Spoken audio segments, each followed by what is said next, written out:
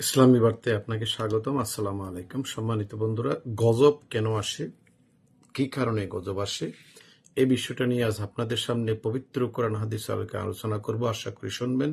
যদি ভালো লাগে লাইক কমেন্ট শেয়ার করে দেওয়ার বিনীত অনুরোধ জানাচ্ছি। আমরা দেখি অথবা খবর পাই অমুক স্থানে ভূমিকম্প হয়েছে, ভূমিধস হয়েছে, সুনামি হয়েছে, ঝড় তুফান সাইক্লোন হয়েছে, অগ্নিকাণ্ড শিলাবৃষ্টি করা হয়েছে, অমুক দেশে এই রোগ সেই রোগ বা অজানা রোগে মহামারী আকারে দেখা দিয়েছে, অহরহ লোক মানুষ পশু পাখি মারা যাচ্ছে, বিভিন্ন স্থানে বিভিন্ন কারণে বিপর্যয় নেমে আসতেছে। এইসব দুর্যোগ কেন আসে, কি কারণে আসে, তা আমরা কখনো ভেবে দেখি না। এসব হচ্ছে আল্লাহর পক্ষ থেকে মানব জাতির জন্য সতর্কবার্তা, কিন্তু আমরা তা চরমভাবে উপেক্ষা করি।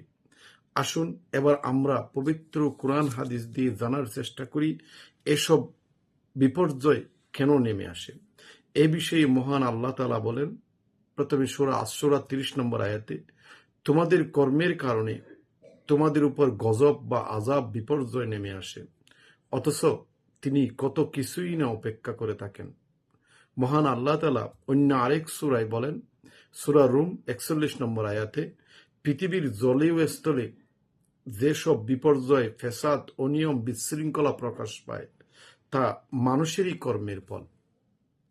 সম্মানিত বন্ধুরা, মহান আল্লাহ তাআলা অলরেডি ঘোষণা করে দিয়েছেন, পৃথিবীতে যত ধরনের বিশৃঙ্খলা, বিপর্যয় এবং দুর্যোগ নেমে আসে তা মানুষের কর্মের ফলে নেমে আসে, অর্থাৎ তাদের হাতের কামাই।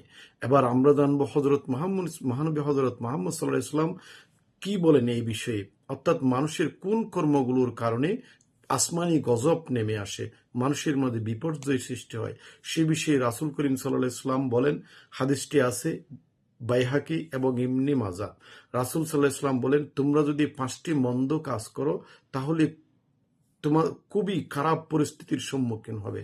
আমি আল্লাহর কাছে আশ্রয় চাই এই ৫টি খারাপ কাজ যেন তোমাদের মাঝে জন্ম না নেয়। যেমন এক, যখন বেবিচার বেড়ে যাবে, বেবিচার অর্থ হচ্ছে জেনা এবং সুদের কারবার বেড়ে যাওয়া, তখন নতুন নতুন জটিল ও কঠিন রোগ দেখা দেবে। ২, যখন ওজনে কম দিবে তখন দুর্ভিক্ষ দেখা দেবে, অত্যাচারী শাসক দ্বারা শোষিত হবে। ৩, যখন জাকাত আদায় হবে না তখন অনাবৃষ্টি খরা দেখা দিবে। ৪, আল্লাহ ও তার রাসূলের সাথে যখন বিশ্বাসঘাতকতা করা হবে তখন অমুসলিম শাসক দ্বারা শাসিত হবে।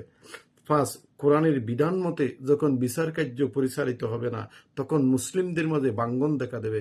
মৌলানা হুজুরদের মাঝে হাজার হাজার মত দ্বিমত দলে উপদলে বিভক্ত হবে, যা এখন আমরা অহরহ দেখতে পাচ্ছি। সম্মানিত বন্ধুরা, এই বিষয়ে আমাদের মহানবী হযরত মুহাম্মদ সাল্লাল্লাহু আলাইহি ওয়াসাল্লাম আরো একটি হাদিস আছে, যা আছে মুস্তারাদে হাকিম ৩য় খণ্ড ৩৭ নম্বর হাদিস।